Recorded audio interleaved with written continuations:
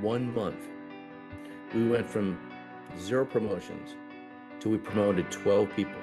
Wow. Internally, that was a huge number. When I looked at the data going prior years, that may have been a full year's number. So a focus on development, a focus on conversations about what people want to do with their career allowed us to be able to build strength and help develop people. So even the CEO will tell you that she was excited about that number because we were able to find diamonds in the rough within our organization. All right. Hello, everyone. Welcome back to the Leading Well podcast series by Blemish. I'm your host, Christian Brown, and this is a space where we have conversations with leaders about creating workplaces that feel good and work better. And today, my guest is Mitch Douglass from Waterloo Human Capital Management. And he's a seasoned HR executive who has led in many HR roles, but now is the leader of a firm that focuses on services for healthcare companies with no more than 150 employees. And so I'm super excited to hear his insight and learn about some of the challenges that he's worked throughout his career. So Mitch, welcome. How are you? Great. I'm doing good, Christian. It's good to see you again. It's been a while. Yeah, it's been awesome. And so with this podcast series, our goal is really to create a playbook for HR leaders around building a culture of trust, retention, productivity, well-being. And so one way to do that is by learning from the careers of others. And so I want to just kick this off by asking you, what was one of the most pressing culture or well-being challenges that you faced throughout your career as a HR leader? And it's funny, you can kind of segment my career very, very differently. For the earliest part of my career, it was all financial services. And, those are Fortune 50 size companies. And you roll out, big time products. And it's a little bit different than what I'm doing now. So the last 5 years, I've been working in the healthcare industry, and I've been working in, areas. I'll give you an example, was Camden, New Jersey.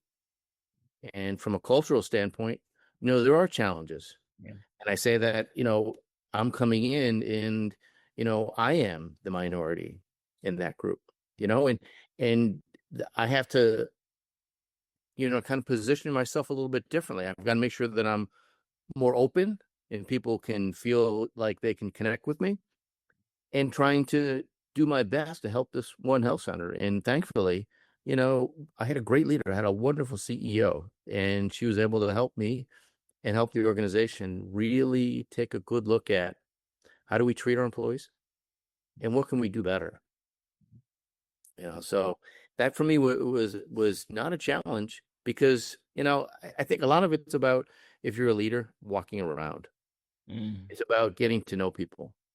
And that's actually something I never thought I would be good at. I always was an introvert in college and when I was younger. And the more I've had my career move forward, I love to just walk out to see somebody, go down the hall, go down to another level. And I really, in Camden, it was fun for me because I got to know everybody that either was, from security all the way to the chief medical officer. And I could converse with, the young guys, the security guys, have the conversations with them and say, what do you really want to do? You can see someone who really has talent. Yeah. And they have the drive. And I enjoyed helping. Yeah. How can I connect them? And that's the best part about this job, is being able to connect people to better opportunities. Yeah, no, I love that. That's awesome. So when you arrived at this healthcare center, like what was the state of the workplace or the culture when you got there?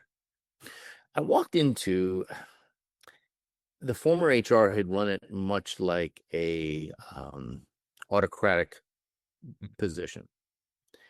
Everything came through her, and everything was all about her. And people were afraid of HR. They didn't want to go, because if you went to HR, it was because you were in trouble, or it was you are going to be let go. And that's not the culture I wanted. So having a great CEO and working with him and then with her, it really was about me not being the kind of the bad cop, Yeah. you know, and the only way to really do that was to walk around and have meetings with people. I would do things on every 3 weeks, I would get a group of people together and we would do a pizza lunch. And a lot of it was just me talking about what I do. How can I help them? And then I would hear stories about what it was like prior to me being there. Mm, So that really helped me kind of establish myself and get to know people and have a trust. And then after that, it was a lot of the same, you know, I'll be down in your office. Come on up, meet me. And so people started to get comfortable. But a lot of it was also the support of, my latest CEO there, Jillian. She and I had a great relationship. mm, We're two very different people. She was from New England. I'm from Western New York. She's a female. I'm a guy. She's black. I'm white. But it worked. It really worked. She trusted me. And mm, I think when you establish that level of trust with your CEO, then you feel more comfortable and you can engage more of the team. mm. And I was allowed to do that. And I tell you, I love that job. I really did. Until I decided that, you know what? Let me see what I can do on my own. Yeah. And so it sounds like you had sort of a hypothesis around this situation, like, hey, I need to be seen more. I need to Yeah. communicate more. Is that I right? need people to see me as me, Mm, because we all have to recognize that there are instances we are different. right. The only way for people to get to know me as the person was to do that walk around, and it had to be though that I remember your name, Mm, or we could connect. And I think even sometimes it's the little things. And I didn't mind doing that because I like people. I know there were times, I'd need a break. And there was a convenience store down the street. On the way out, whoever was at the front desk, whoever was at the security desk, I'm like, what do you guys want? What can I get you? And it's those simple things, those gestures to show that, look, I value you, whatever role that you do. And I didn't mind grabbing coffee or a tea or any kind of soda or something that somebody wanted. And I think that's kind of how I built some really good bridges with people mm. and showed that, look, I'm, I may be the head of HR, but I still care.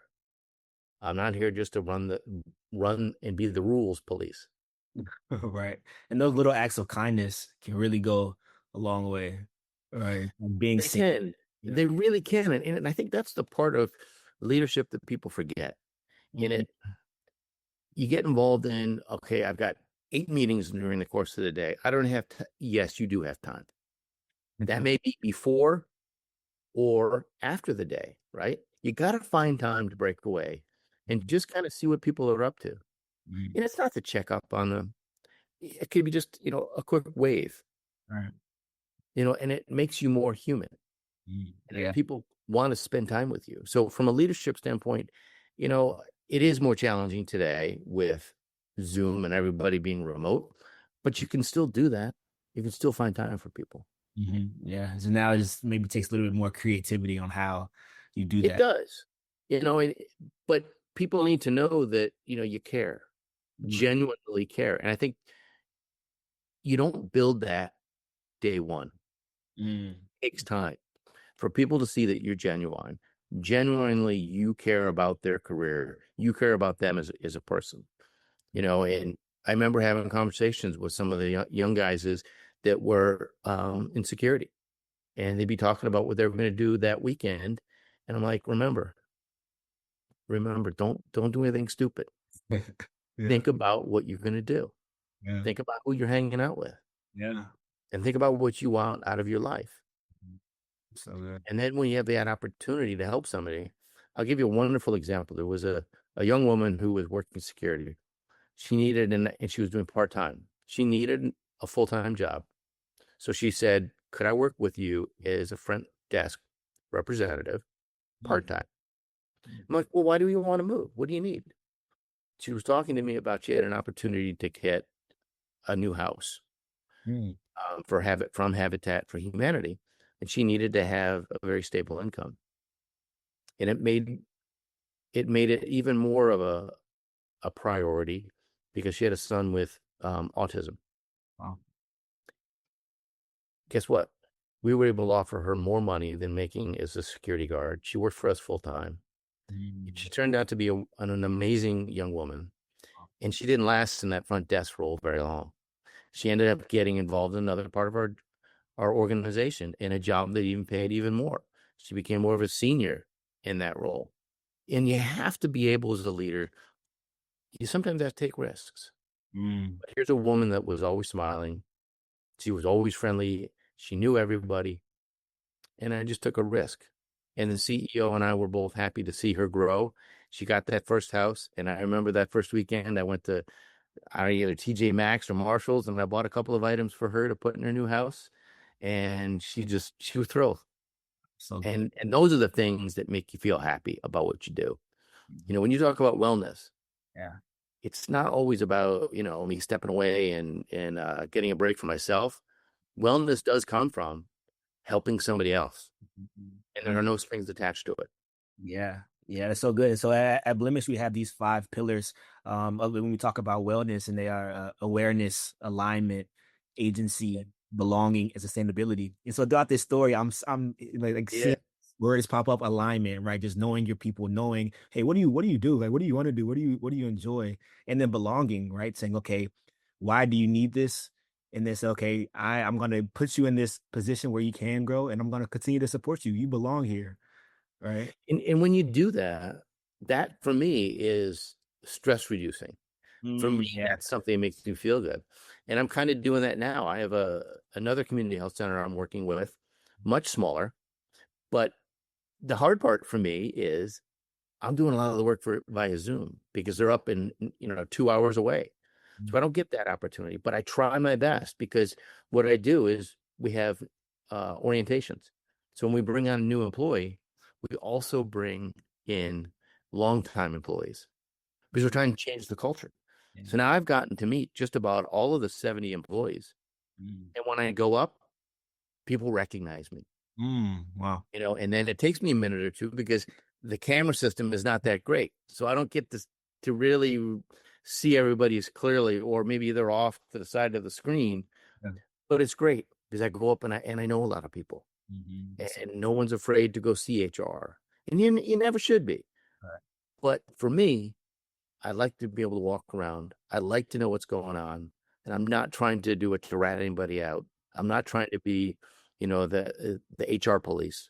I'm Mhm. trying to be the guy that can help you. Yeah, so What I good. like about it. Yeah, I love that. So let's dive deeper into this Yeah. the the work that you did in Camden. We talked about just what the problem was, the hypothesis, but then what was kind of the playbook you executed? What specific steps or interventions did you put into place? So one of the things that I really felt was important was to change the view of HR and get out of people being afraid of who we are. So I did make some changes of people in the organization. You need to have the right people around you. You need to have people that are they're welcoming, people that are inquisitive. So I made a couple of changes on the team, and that was really a critical component of showing that we're different. We were able to change some of the ways that we operated as an organization, and I made sure that my directs and myself, we had a presence within the organization. We looked at ways to make things more convenient. So in the past, they had just a payroll system. So we made that even better. We turned it into a chance to have an HRIS, an HR information system. Mm. What did that mean? Well, that meant that you didn't have to go through the one biometric scanner that was in the building to log in and log out during the day for a break. And it also meant that we could avoid having paper being pushed around as a request for time off. It made things like time and attendance that much easier. We had all of our policies and procedures online. So no one ever had to, ask for information. It was all right there in front of them. So by taking away some of those basic things that are more cumbersome, it made life a little bit easier for the employees. Mm. When they wanted to know about their 403B plan. They wanted an update. They could go into the system and find it. In the past, they didn't, and they couldn't do that. So removing some of the barriers to access to information really was key, in trying to make sure that my role was, let's not move from they caused a problem, they did something wrong, to termination. There's got to be multiple steps in the middle, because not everybody deserves to be let go immediately when they make a mistake. And that was the fear. So what I did was say that, look, let's take the time to find out what's going on. Why is it that this person is all of a sudden coming in late every day? Well, come to find out, it could be one of many things. And I had situations where somebody was, onto a new medicine, a new pharmaceutical drug that was making them sleepy, and it was harder for them to get up in the morning. Another scenario was somebody had trouble dropping off their kids on the way to work. Well, let's make an adjustment. We had evening hours, so maybe they start a half hour later and they work a little bit later. But if that helps them, why wouldn't we do that? So I tried to find ways that showed that there was some humanity in the HR team, as opposed to the way it used to be. Yeah, that's really good. And then with this new rollout, was it easy to engage people? Because this is a big change with just how things were happening before, just more with paper or with conversations or all of these things, to a full kind of technology implementation. So yeah, how did you engage leaders and employees in the rollout, and what was that like? It was made easier by Oh, having a phone. yeah. When you can everybody has a smartphone. So now when they walked in the building, all they had to do was grab their phone, hit the ADP app that looks at the face, they logged in, and then we're done.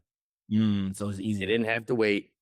It just made that part of the life easier. They wanted to be able to request time off. Yeah. They could do that while they're grabbing lunch. They could open up the app and they could submit, and they could find out what the status was of that within a few hours.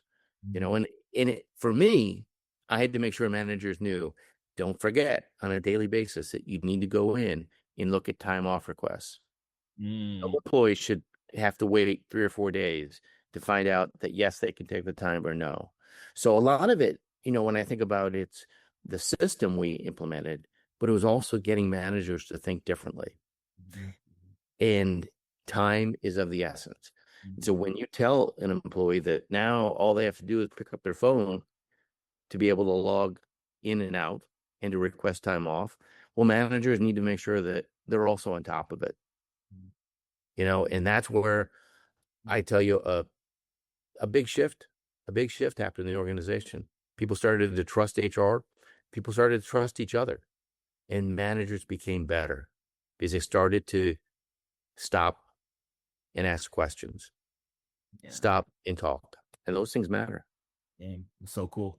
Were there any programs or activities or things that you implemented during this time that made a surprising impact?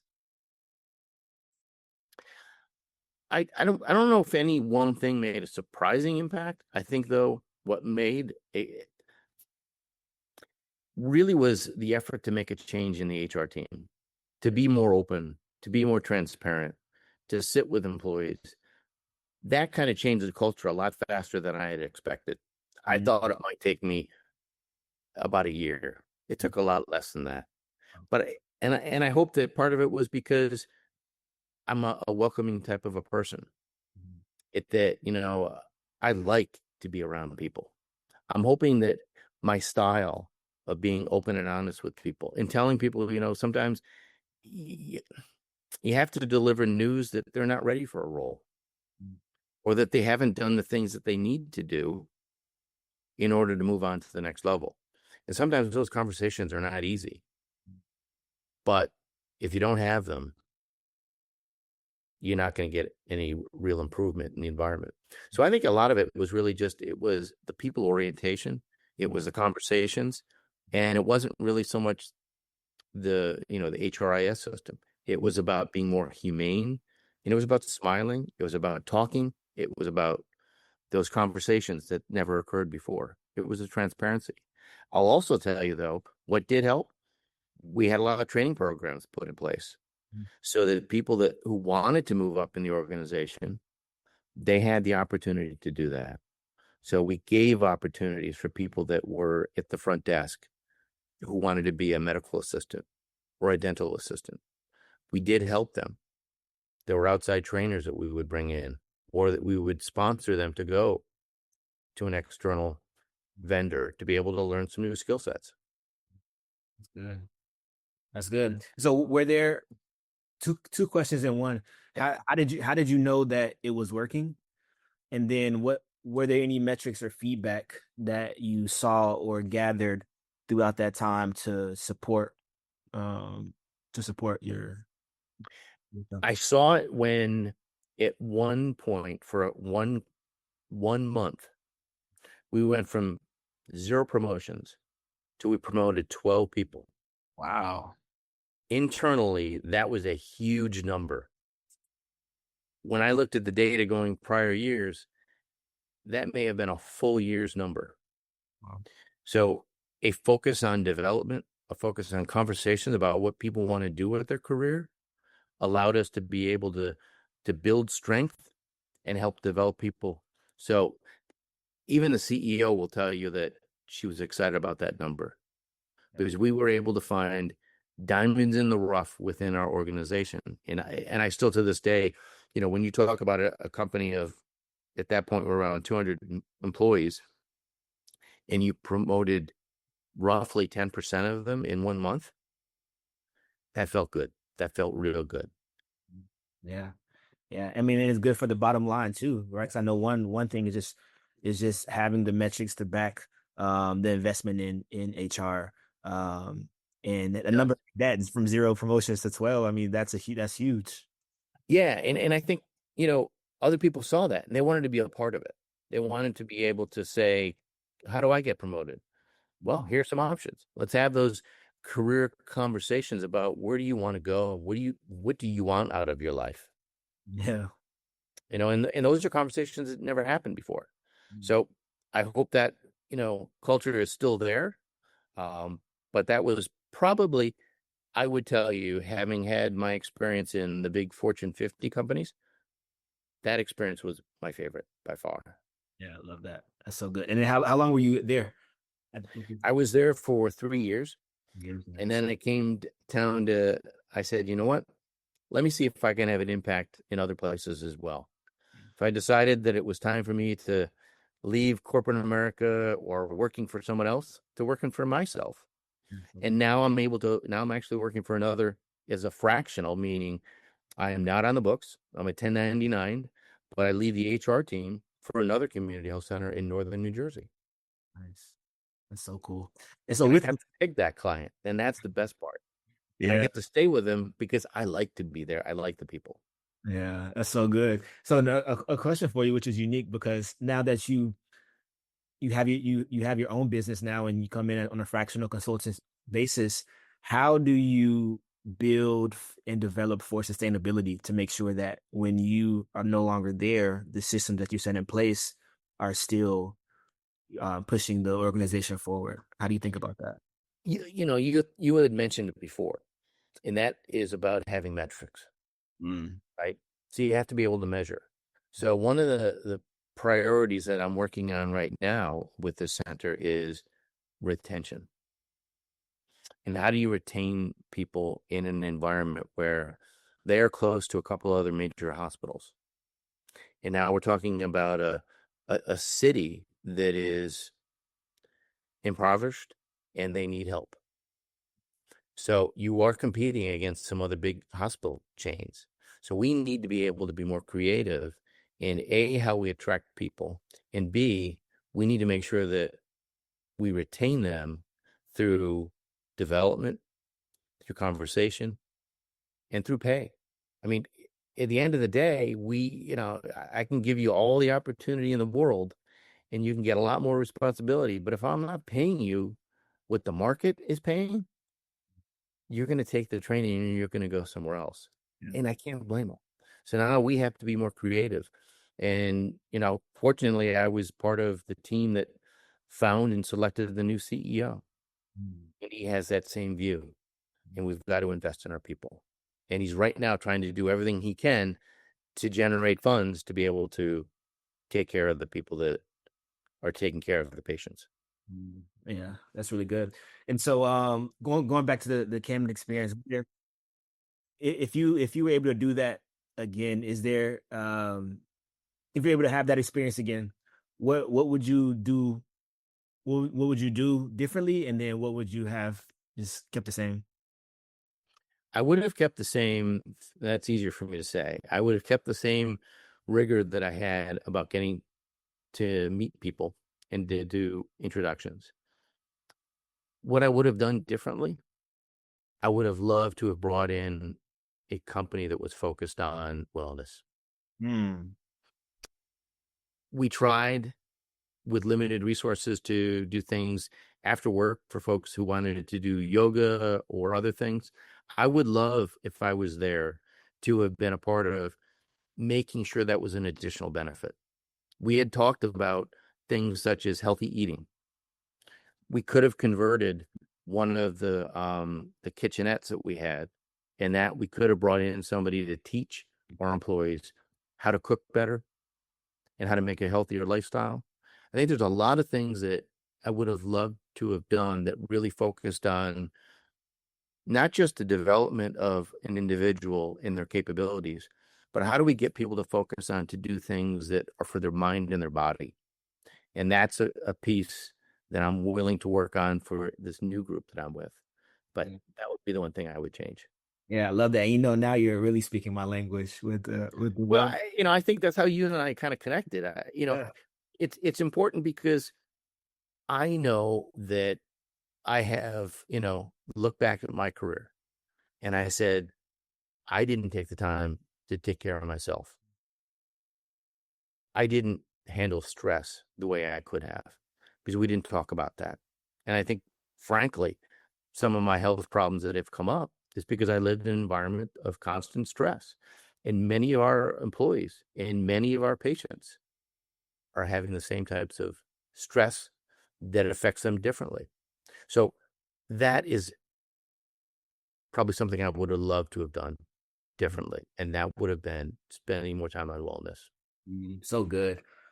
So I'm glad that the conversation came here because I think as we end here, I, I want to kind of dive deep in a little bit deeper into Yeah. the why behind everything you just expressed. Like, why is wellness important for the people? I mean, more clear for why it's important for people, but then how does environments of wellness in the workplace directly benefit the organization, the bottom line?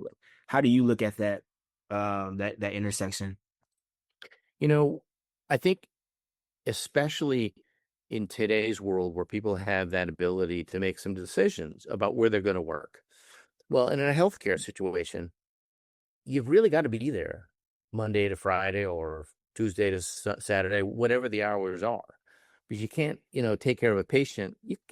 Yes, you can do some telemedicine, but for a lot of it, you need to be on site. So I would tell you that how does it benefit? It benefits by allowing employees, if you can help them with a schedule that may work better for them, why not do it?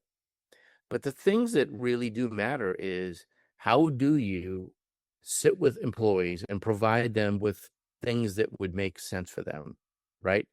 Is that something that they would like to have, basics of some comfort in the organization, that they've got somewhere to go, that they've got a comfortable room during break time to sit back and kick and maybe watch TV for a few minutes while they're having lunch. Or maybe you want to get a group together and we all go out for a walk. That was one of the things that we did. We go out for walks. You're in the middle of Camden, but you can still go for walks. Things that you need to do. How do we bring in an outside vendor? And how does it impact? Well, you can retain employees. You've got things you can promote that you're doing to help people. And it's not just about their health and whether that's physical or mental health, but it's also about, we had sessions, and I would love to have done more of them, about your financial wellness. There was nothing more disappointing than when an employee would leave and they would ask for their money from their 403B plan. Mm. They want to cash it out. Mm. And I get it. I understood it. Some people needed the money right away. But I tried to say and use examples of, if you let that $3,000 sit there in that account for another 25, 30 years, I'd run the math. I'd turn the screen around and they would go, wait a minute, all those zeros? I said, yes. Yeah. This can easily go to $190,000, $200,000 in 25 years. Okay. So do you really need that money? So wellness is really about being able to help attract new employees and retain the current ones, because it costs on average 1.5 times salary to bring in a new employee. And if you're talking about, a doctor's position or a senior level position, that's a couple $100,000. Yeah. And if I don't have to go and find a new senior person, that saves money. If I don't have to go and find a new medical assistant, I can find it from someone that currently works in the organization, and they move up, we're retaining them. And we're retaining them because we've helped to develop them, and we've provided additional services to let them grow inside the organization. So yeah, sometimes it's easier to quantify, but in other cases, it's not. But in the end of the day, you got to do the right things if you want to retain your people. Yeah. Wow. So good. So good. And again, thank you for your time today. And thank you for the work that you're doing too. I truly believe that when we really take care of our healthcare workers, it impacts everybody. Right. It really does. And there's a sense of, and I'll leave it at this. One of the greatest pleasures that I have in part of doing what I do is seeing how I can make an impact on the organization. The faster that me and my team can bring in a new doctor, or a podiatrist, or an optometrist, or a dentist, the quicker we can take care of more patients in the community, which is great for the community. But also, to be really honest with you, it raises the amount of revenue that's brought into the organization, which means we can do more for the employees. Mm. So the faster we can bring in what I would call revenue producing individuals, helps benefit the community and the employees. Love that. Very well said. Very well said. Well, thank you. And thank you Thanks, everybody Christian. who tuned in to watch this. Be sure to connect with Mitch on LinkedIn. And yeah, keep up the great work. I'm excited to continue to, get to know you more and build with you. Absolutely. And I look forward to watching you grow, whether it's in Atlanta or and if anybody ever wants to just chat and reach out to me, just look up Waterloo Human Capital Management. And if you just want to chat, I'm around. Awesome. Thanks, Christian, for the time. I appreciate it. Thank you, Mitch. And thank you everyone for watching. I'll see you all on the next episode. Bye-bye.